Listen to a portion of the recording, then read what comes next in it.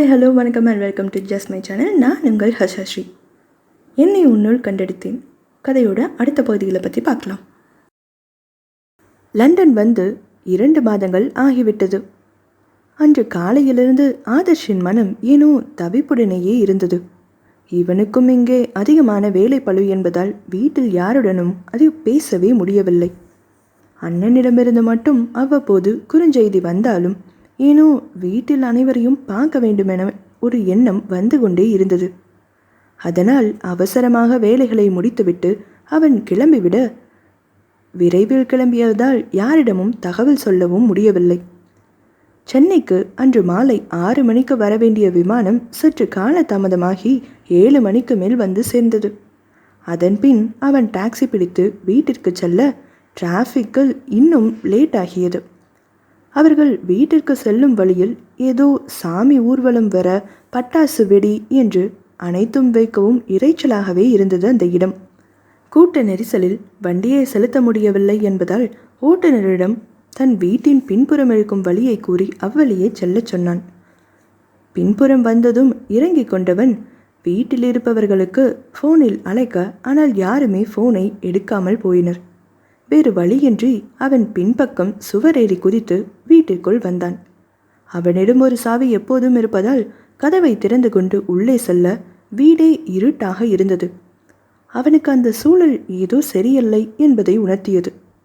அவன் நேரே பைரவியின் அறைக்கு செல்ல அங்கே பைரவி படுக்கையில் சாய்ந்து கொண்டு அழுது கொண்டிருந்தார். அண்ணி சாந்தி அருகே உட்கார்ந்திருக்க சிந்து சஞ்சீவ் இருவரும் அருகிலிருந்த சோஃபாவில் உறங்கிக் கொண்டிருந்தனர். ஆதர்ஷோ அம்மா அண்ணி என்று அழைத்ததும் இருவரும் கனவுலகிலிருந்து வெளியே வந்தது போல இவனை கண்டு திருதிருவென விழித்தனர். இவன் அவர்கள் அருகில் சென்று, என்னாச்சு உங்களுக்கு எல்லாம்? ஏன் எல்லாரும் இங்கே இப்படி இருக்கீங்க? அண்ணா அப்பா சித்தி எல்லாரும் எங்கே போனாங்க என்று அவன் கேள்விகளை கேட்க, நீ எப்படி வந்த? உன்னை யாராவது பார்த்துட்டாங்களா ஆதர்ஷ் என்று சாந்தி பதறினாள். இல்லை அண்ணி, நான் என்றதும், நீ ஏன் இப்போ இங்கே வந்த? யாராவது உன்கிட்ட ஏதாவது சொல்லி வர வச்சாங்களா என்று மேலும் அவர்கள் பதட்டமாகி கேட்டனர். அண்ணி கொஞ்சம் பொறுமையாக இருங்க, ஏன் இவ்வளோ பதட்டப்படுறீங்க?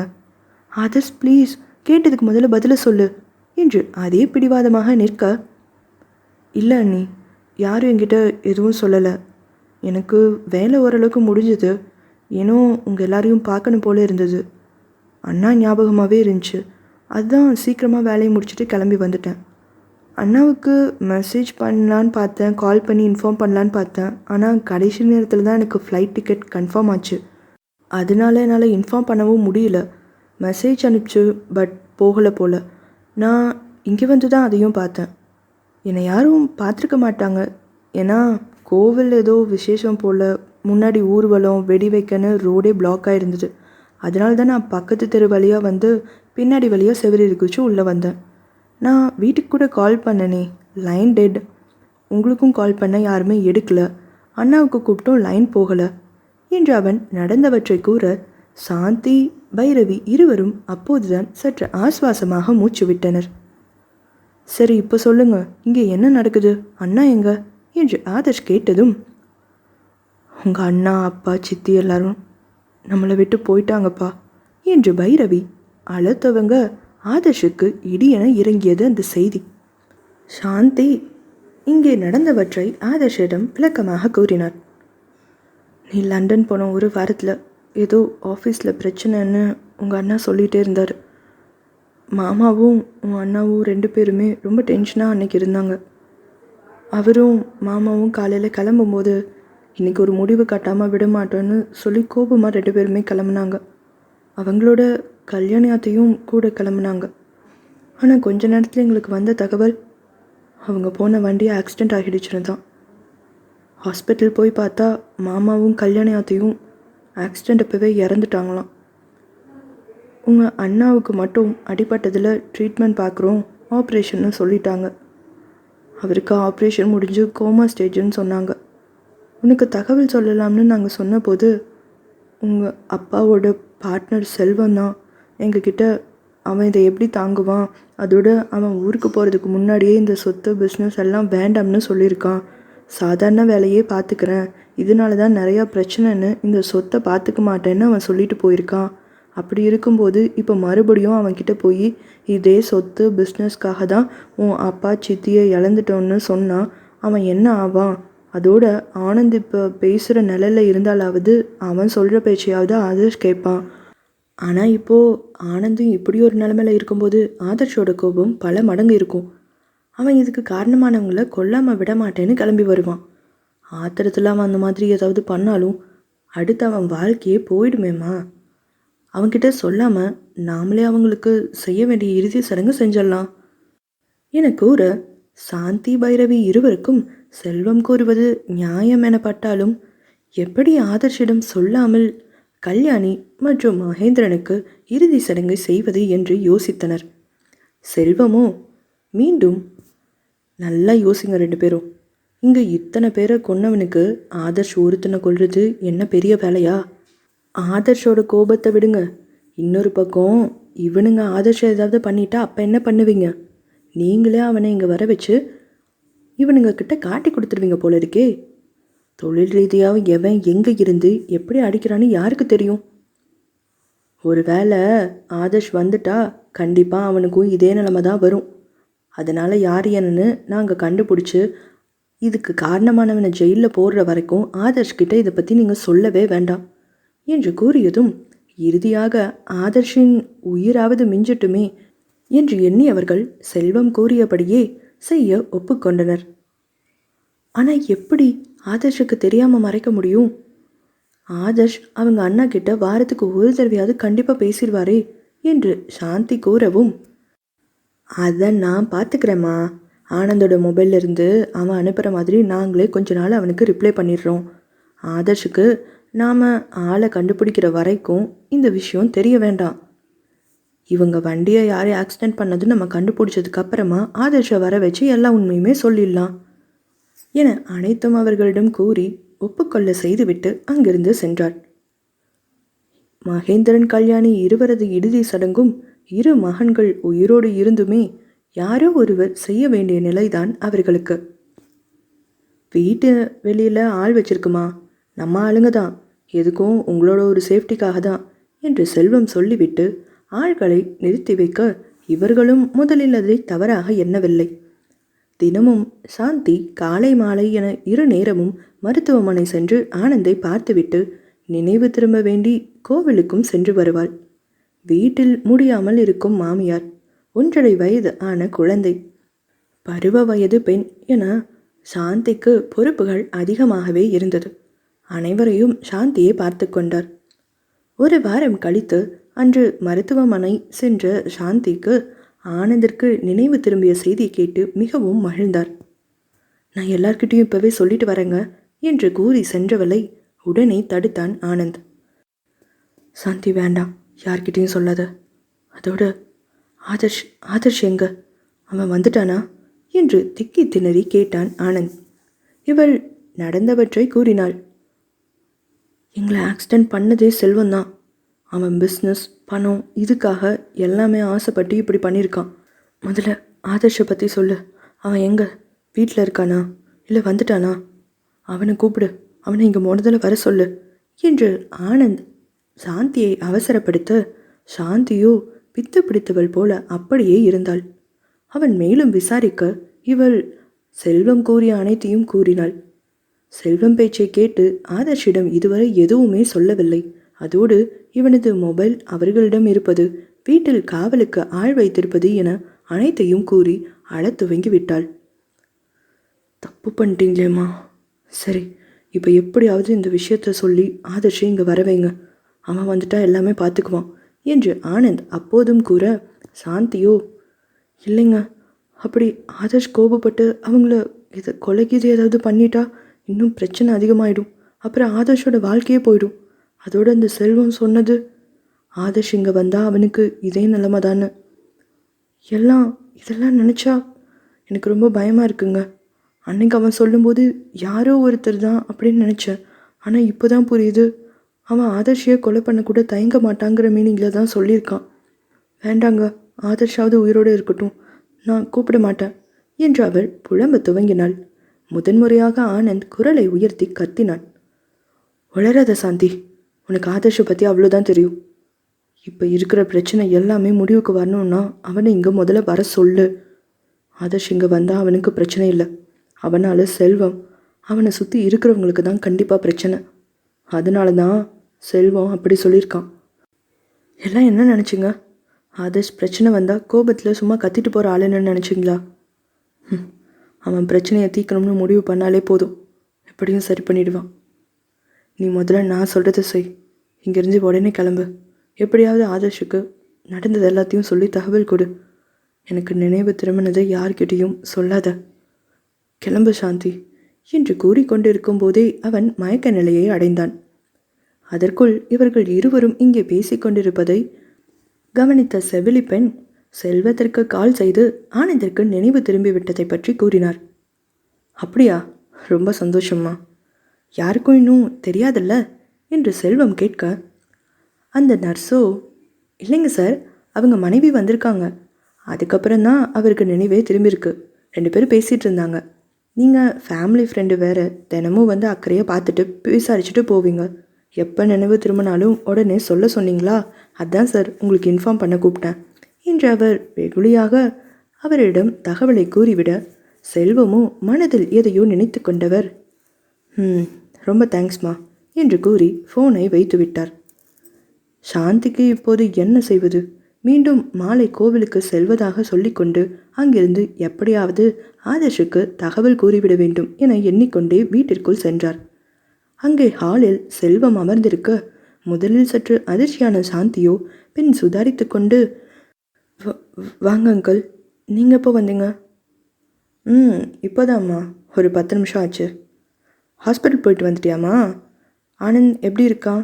ஏதாவது அவன்கிட்ட முன்னேற்றம் இருக்கா என்று செல்வம் சாதாரணமாகவே விசாரிக்க, இல்லை அங்கிள், அவருக்கு இன்னும் நினைவு திரும்பலை என்று கூறியதும் செல்வத்திற்கு தன் சந்தேகம் முடிவானது.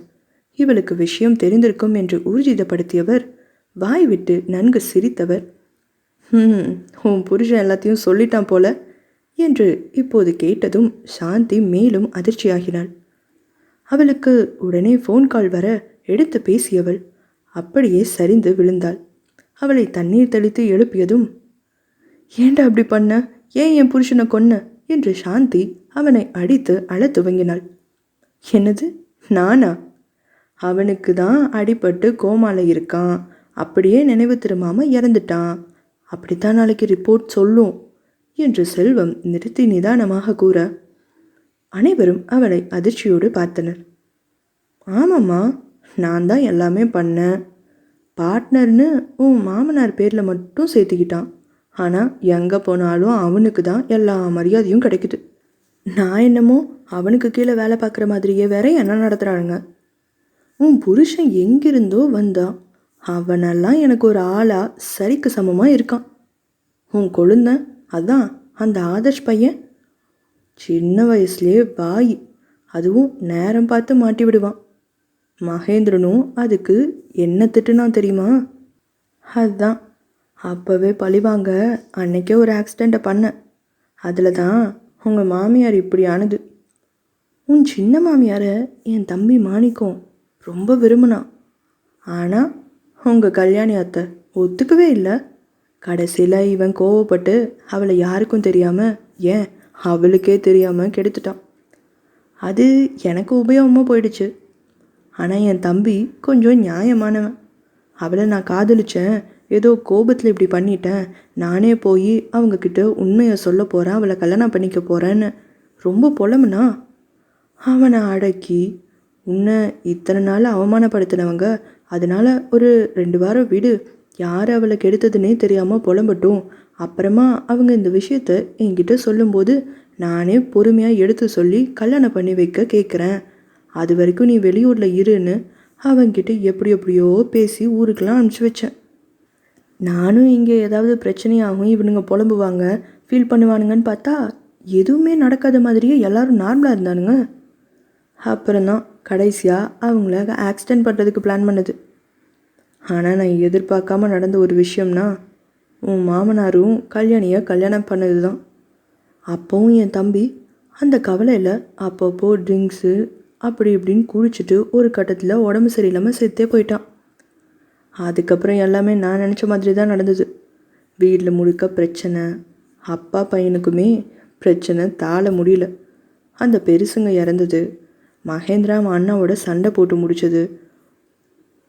ஆதர்ஷுக்கு இடையில அடிபட்டு அவன் பழச மறந்தது. எல்லாமே எனக்கு சாதகமாக தான் நடந்தது. மறக்காமல் இருந்திருந்தா அப்போவே அவனை என்ன தான் சந்தேகப்பட்டிருப்பான். எப்படியோ குடும்பத்தில் எல்லாருமே அடிச்சுக்கிறானுங்க. மகேந்திரன் ஃபீல் பண்ணிவிட்டு வேலையில் கோட்டை விடுவான்னு பார்த்தா அவன் இங்கே இருக்காமல் முழு நேரமும் ஆஃபீஸை கதின்னு திரும்பவும் வந்துட்டான். ஒரு கட்டத்தில் இவனுக்கு அடுத்து இவன் பையன் ஆனந்தி எல்லாத்தையும் பார்த்துக்குவான்னு வேற சொல்லிட்டான். என்று இப்போது சாந்தியிடம் திரும்பியவன், இந்த வீட்டு வாரிசே இல்லாத உன் புருஷன்லாம் எனக்கு முதலாளியா? அப்போ எத்தனை நாள் கூடவே நான் இருந்தனே, எனக்கு அங்கே என்ன மரியாதை? அதான் நேரம் பார்த்துட்டே இருந்தேன். அப்பப்போ ஏதாவது வேலையில் குளறுபடி பண்ணுறது, பணம் சுருட்டுறதுன்னு கொஞ்சம் கொஞ்சம் கை வச்சேன். திடீர்னு இந்த ஆள், அதான் உன் மாமனார், ஆதர்ஷ்கிட்ட பேசி அவனையும் நம்ம பிஸ்னஸை பார்த்துக்க சொல்லலாம்னு இருக்கேன்னு என்கிட்ட சொல்லிட்டான். எனக்கு தூக்கி வாரி போட்டுருச்சு. ஆதர்ஷ் வந்தா அவ்வளோதான். உன் புருஷனும் மாமனார்கிட்டையாவது கொஞ்சம் கருணையை எதிர்பார்க்கலாம். ஆதர்ஷ்கிட்ட தப்பு பண்ணோம்னு தெரிஞ்சாலே அதுக்கான தண்டனையை தந்துட்டு தான் அடுத்து அவன் பேசவே ஆரம்பிப்பான். அதனால தான் கொஞ்சம் நான் முதல்ல பயந்தேன். ஆனால் அவன் எனக்கு வேலையை வைக்காமல் வெளிநாடு போகிறேன்னு வேற சொல்லிட்டு ஆதர்ஷ் கிளம்பி போயிட்டான். நாங்களும் போனால் போகட்டும்னு விட்டுட்டோம். அடுத்து தான் மகேந்திரனும் ஆனந்தும் நான் வேலையில் பண்ணுற தில்லுமுள்ளு எல்லாத்தையும் நோண்ட ஆரம்பித்தானுங்க. அதோட நான் பேசிகிட்டு இருந்ததையும் கேட்டு எப்படியோ விஷயத்தையும் தெரிஞ்சுக்கிட்டானுங்க. இவ்வளோ நாள் தண்ணி அடிச்சுட்டு சும்மா புலம்பிகிட்டு இருந்த என் தம்பி அவன் ஃப்ரெண்டு ஒருத்தங்கிட்ட மட்டும் இதை பற்றி சொல்லியிருப்பான் போல இருக்கு. அவன் எப்படியோ கல்யாணிக்கிட்ட மாணிக்கம் தான் இப்படி உங்கள் வாழ்க்கையை மாற்றினது, ஆனால் அவன் இப்போ உயிரோடு இல்லை, உங்கள் ஞாபகத்திலே குடிச்சே செத்து போயிட்டான், அவன் முன்னாடியே சொல்ல வரலாம்னு இருந்தபோது அவங்க அண்ணா தான் தடுத்தாங்கன்னு வேற சொல்லியிருக்கான். இதை கேள்விப்பட்டு தான் அன்னைக்கு என்னை பார்க்க தான் மகேந்திரன், கல்யாணி, ஆனந்த் 3 பேருமே வந்தாங்க. வர்ற வழியிலே ஆக்சிடெண்ட் பண்ணியாச்சு. பின்ன ஏற்கனவே கோபமாக வேற இருக்கானுங்க. இதில் அந்த பொண்ணு வாழ்க்கையை வேற இப்படி ஆக்குனதுக்கு காரணம் நான் தானே தெரிஞ்சா அவ்வளவுதான். அதுதான் எல்லாரையும் மேலே அனுப்பிச்சாச்சு. இனி அடுத்து ஆதர்ஷும் உன் குழந்தைங்க எல்லாரும் உயிரோடு இருக்காங்கல்ல, எப்படியும் சொத்தை விற்க இந்த வீட்டு வாரிசுன்னு அவன் தான் கையெழுத்து போடணும். அதுக்காக அவனை மட்டும் மிச்சம் வச்சுருக்கேன். அதோட அவன் தான் இந்த பிஸ்னஸ் எல்லாம் பார்த்துக்க மாட்டேன்னு சொல்லிட்டானே, அதனால தான் போனா போட்டுன்னு விட்டாச்சு. உன் குழந்தைங்கள உங்களை எல்லாரையும் வச்சு பிளாக்மெயில் பண்ணி தான் ஆதர்ஷ்கிட்ட இருந்து இந்த சொத்தை எங்கள் பேருக்கு நான் மாற்ற போகிறேன். எனக்கு வேறு வழி இல்லைம்மா. அதோட ஆதர்ஷ் சொல்கிற மாதிரி எங்காவது போய் ஏதோ ஒரு வேலையை பார்த்துட்டு குடும்பத்தோடு இருந்தால் அவனுக்கும் குழந்தைங்களுக்கும் அது பாதுகாப்பு. நடுவில் பிரச்சனை பண்ணால் அப்புறம் அவனையும் வர வச்சு மொத்தமாக வீட்டோட கொளுத்திடுவோம்.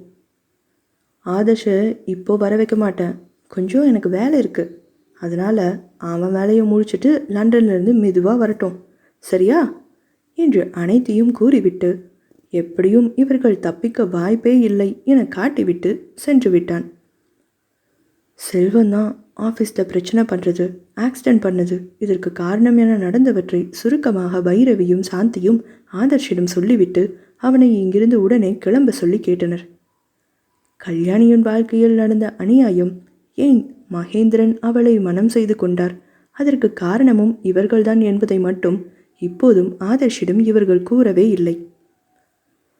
ஆதர்ஷ் முதலில் அதிர்ச்சியாக இருந்தவன் அண்ணன் இறப்பு அவனுக்கு மிகப்பெரிய அடியாக விழ இறுதியில் இவர்களும் விட்டு செல் என்றதும் அவன் கோபத்துடன், என்ன சொல்கிறீங்க, திரும்ப என்னை எங்கே போக சொல்கிறீங்க, அதுவும் இவ்வளோ பிரச்சனையை வச்சுக்கிட்டு, அவனுங்கள சும்மா விட சொல்கிறீங்களா, என்னை பயந்து போக சொல்கிறீங்களா என்று கத்தினான்.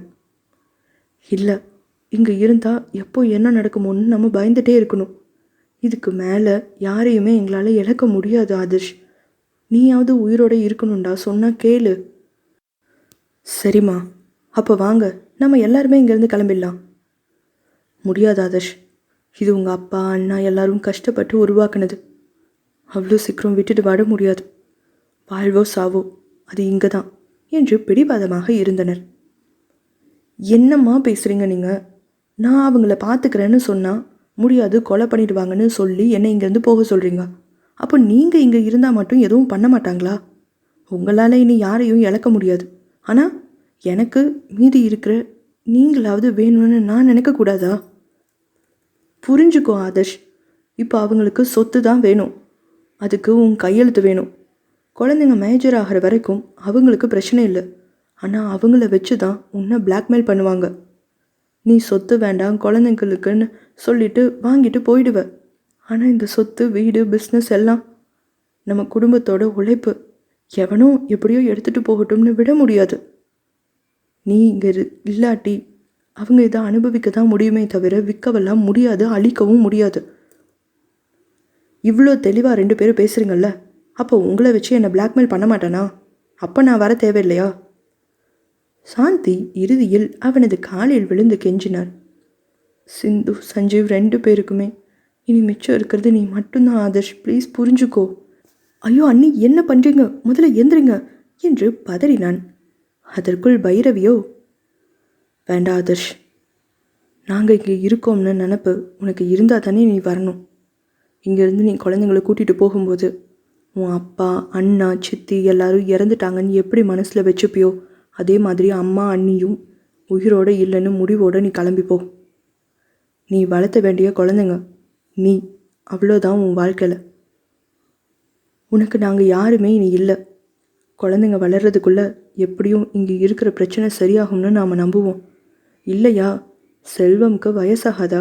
எப்படியும் அவன் இறந்துட்டா இது ஆட்டோமேட்டிக்காக குழந்தைங்களுக்கு தான் வந்து சேரும். அப்போ நீ இவங்களை கூட்டிகிட்டு வா. அது வரைக்கும் நீ எங்களுக்காக வரணும்னு எந்த அவசியமும் இல்லை என முகத்தில் அடித்தது போல பேச, ஆதர்ஷோ, என்ன பேசுகிறோன்னு தெரிஞ்சு தான் சொல்கிறீங்களாம்மா? நாளைக்கு குழந்தைங்க மட்டும் எங்கே போனாங்கன்னா அவன் வந்து கேட்க மாட்டானா?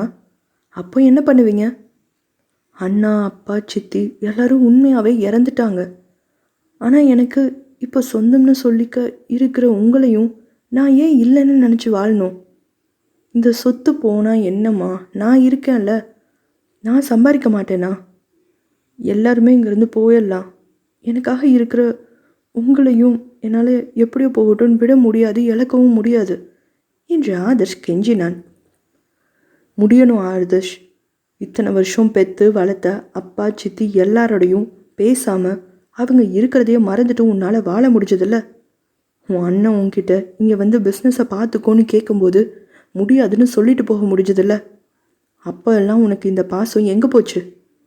அவன் கேட்கும்போதே நீ இங்கே இருந்திருந்தா இந்த அளவுக்கு பிரச்சனைலாம் நடந்திருக்குமா? எப்போவுமே உனக்கு உன் பிடிவாதம் தான் முக்கியமாக போயிடுச்சு இல்லை? உன் அண்ணாவோட இறப்புக்கு நீ தான் முக்கிய காரணம் என்று பைரவி கூறியதும் ஆதர்ஷ் அண்ணன் சொல்வதை கேளாமல் வேண்டாம் என ஒரே முடிவாக சென்றது தன் தவறோ என்று குற்ற உணர்ச்சியில் இருந்தவனுக்கு அம்மாவின் இந்த நேரடி வார்த்தைகள் அடுத்து அவனை எதுவும் பேசும் சக்தியற்று ஆக்கியது. பைரவி தொடர்ந்து, உங்ககிட்ட நான் கடைசியாக ஒரு உதவின்னு கேட்குறேன். அந்த குழந்தைங்களை எடுத்துட்டு நீ எங்கேயாவது போய் நல்லபடியாக இருங்க. இல்லை இப்போவும் உன் இஷ்டப்படி தான் செய்வேன்னு சொன்னால் பிரச்சனையே வேண்டாம். செல்வத்தை கூப்பிட்டு எல்லா சொத்தையும் நீ எழுதி கொடுத்துடு. ஆனால் அதுக்குள்ளே இங்கே நாங்கள் யாரும் உயிரோடு இருக்க மாட்டோம். இந்த வீடு எதுவுமே இருக்காது, மொத்தமாக கொளுத்திப்போம். இன்னும் உயிரோடு இருந்து நீங்கள் கஷ்டப்படுறதையோ இருக்கிற ஒரே புள்ள நீ சாகிறதையோ என்னால் பார்க்க முடியாது என்று கருணையே இல்லாமல் பேசிவிட்டு கண்ணீர் வடித்தார் பைரவி. சில நிமிடங்கள் அந்த இடமே அமைதியாகியது. ஆதர்ஷ் பெருமூச்சுடன், நான் குழந்தைகளை கூட்டிகிட்டு போகிறேன் இப்போவே என்றான். சாந்தியும் பைரவியும், ரொம்ப நன்றிப்பா என ஏதோ கூற வரும் முன் அவர்களை தடுத்த ஆதர்ஷ், நீங்கள் சொன்னது எல்லாமே உண்மைதான். எனக்கு பாசமே இல்லாமல் தான் இத்தனை வருஷம் இருந்துட்டேன். உங்களுக்கும் மீதி இருக்கிற ஒரு பையன் சாகிறத உங்களால் பார்க்க முடியாது. ஆனால் நான் மட்டும் என்னோட எல்லா சொந்தமும் என்னை விட்டு போயிடுச்சுன்னு எப்போவுமே சொல்லிக்கிட்டே இனி வாழ்நாள் முழுக்க வாழணும். அப்படி தானே? எந்த அம்மாவும் பையனுக்கு இப்படி ஒரு வரத்தை தரமாட்டாங்கம்மா. ரொம்ப தேங்க்ஸ். என்னை நீங்கள் எல்லோரும் ரொம்ப நல்லா புரிஞ்சுக்கிட்டீங்க. அப்பா சித்தியை ஏன் கல்யாணம் பண்ணாருன்னு எனக்கு தெரியாது. ஒருத்தரும் தப்பாக பேசும்போது, இல்லை சொத்துக்காகன்னு சொல்லும்போது எனக்கு அவ்வளோ கஷ்டமாக இருக்கும். உங்ககிட்ட அதுக்கான பதிலை நான் கேட்டேன். ஆனால் நீங்கள் யாருமே எனக்கு சொல்லலை. நான் தனிமையாக இருந்தாலாவது நீங்கள் எல்லோரும் மனசு விட்டு பேசுவீங்கன்னு நினச்சேன்.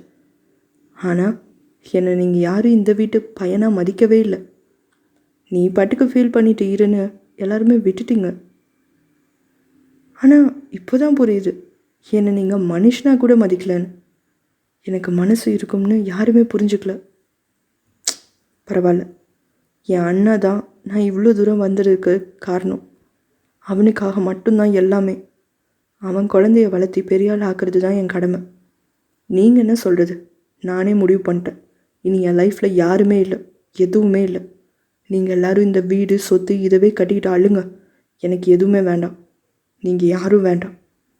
செல்வம் மாதிரி எதிரிங்க பிளாக்மெயில் அசைக்குதோ இல்லையோ, ஆனால் உங்களை மாதிரி சென்டிமெண்ட்டாக பேசி பாசம் வச்சு பிளாக்மெயில் பண்ணுறதுல தான் நிறையா பேர் ஒன்றுமே இல்லாமல் போகிறாங்க. அதில் நானும் ஒருத்தன். இனி என் லைஃப்பில் இந்த மாதிரி பாசமும் நான் யார்கிட்டையும் வைக்கவும் மாட்டேன், என் மேலே வைக்க விடவும் மாட்டேன். முக்கியமாக எனக்கு சொந்தமே வேண்டாம் என கோபமாக கூறியவன் அடுத்து செய்ய வேண்டிய விஷயங்களை ஏற்பாடு செய்தான். வாசுவிற்கு கால் செய்து விஷயத்தை கூறியவன் அவனை உடனே இங்கே அழைத்தான்.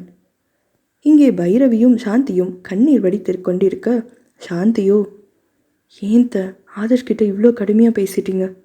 அதோட மாமா ஏன் கல்யாணி அத்தையை கல்யாணம் பண்ணாருன்னு உண்மையை சொல்லியிருக்கலாமே. இல்லை சாந்தி, அவனுக்கு அவன் சித்தி தான் என்னை விட ரொம்ப இஷ்டம். அவளை மயக்க மருந்து கொடுத்து கெடுத்துட்டு யாருன்னு கூட தெரியாமல் விட்டுட்டு போயிட்டான் அந்த மாணிக்கம். அவள் எவ்வளோ நாள் கூனி குறுகி நின்றுப்பா தெரியுமா? இந்த விஷயம் எனக்கும் அவருக்கும் மட்டும்தான் தெரியும். அதனால தான் நான் அவர்கிட்ட நீங்களே கல்யாணியை கட்டிக்கோங்கன்னு சொன்னேன். அதில் தான் எனக்கு அவருக்கும் என் தங்கச்சி 3 பேருக்குமே ரொம்ப சண்டை வந்தது. அவங்கள நான் கம்பல் பண்ணேன். அப்போ எனக்கு ஆக்சிடெண்ட் ஆகி கால் போயிடுச்சுன்னு தெரிஞ்சதும் இதவே சாக்கா வச்சு அவங்களுக்கு கல்யாணம் பண்ணி வச்சேன். ஏன்னா அப்போ அவள் மாசமாக இருந்தா. அதை அழிக்கவும் எங்கள் யாருக்கும் மனசு இல்லை. அவங்க 2 பேரும் சந்தோஷமாக இல்லை தான். அதோட ஆதர்ஷ் அவங்கக்கிட்டேருந்து விலக ஆரம்பிச்சிட்டான். பிறந்த குழந்தை இவரோட குழந்தையாகவே இருக்கட்டும்னு அப்போ தான் அதுக்கு பாதுகாப்புன்னு தான் நாங்களும் அப்படியே விட்டுட்டோம். ஆனால் ஆதர்ஷுக்கும் அவன் சித்திக்கு இப்படி ஒரு அநியாயம் நடந்தது இப்போ தெரிஞ்சா அவன் நின்று பேசக்கூட மாட்டான். அடுத்து கொலை தான் பண்ணுவான். அவன் கோபம் அந்த மாதிரி. இத்தனை வருஷம் என் பையனோட வாழ்க்கை இருந்தும் இல்லாமல் போயிடுச்சு. கொஞ்ச நாள் கஷ்டப்பட்டாலும் இதுக்கு மேலேயாவது அவன் குழந்தைங்களோட அவனுக்குன்னு ஒரு வாழ்க்கையை அமைச்சிக்கிட்டு நல்லா இருக்கட்டும். இந்த பிரச்சனை அவனுக்கு தெரியவே வேண்டாம். சொத்து தொழில் பணம்னு மற்ற விஷயத்தில் இருக்கிற மாதிரி போனால் போகட்டும்னு அவன் கல்யாணியோட விஷயத்தில் விடமாட்டான். அதுவும் அவன் சித்திக்கு இவ்வளோ பெரிய துரோகம்னு நினைக்கும் போது கண்டிப்பாக அவனை அடக்கிறது கஷ்டம். அதுதான் சொல்கிறேன், இது கடைசி வரைக்கும் அவனுக்கு தெரியவே வேண்டாம். அதோடு நாம் பொறுமையாக சொல்லிகிட்டு இருந்தாலும் அவன் கேட்க மாட்டான், நம்மளை கன்வின்ஸ் பண்ண தான் பார்ப்பான். அதனால தான் இவ்வளோ கடுமையாக பேசிட்டேன் என்று அவர் அழுது கொண்டே கூற, சாந்திக்கும் என்ன கூறுவது என்று தெரியாமல் மௌனமாக இருந்தார். சிறிது நேரத்தில் இவர்கள் அறைக்கு மீண்டும் வந்த ஆதர்ஷ் சிந்துவை எழுப்பி விஷயத்தை கூறி உடனே கிளம்பச் சொன்னான். சஞ்சீவை தூக்கி கொண்டு இருவரிடமும் ஒரு வார்த்தை கூட சொல்லாமல் வாசுவை பின்பக்கம் வர சொல்லி கிளம்பிவிட்டனர். அவங்க அம்மா அண்ணிக்கிட்ட கடைசியாக ஒரு வார்த்தை கூட அவன் சொல்லலை, திரும்பி கூட பார்க்கல என்று இப்போது வாசுவும் கூறினான். அப்புறம்தான் அவன் ஊட்டிக்கு வந்தது, இங்கே அவனோட வாழ்க்கை என்று நடந்த அனைத்தையும் ஜெயேந்திரன் வாசு இருவரும் அனைவரிடமும் கூறி முடித்தனர்.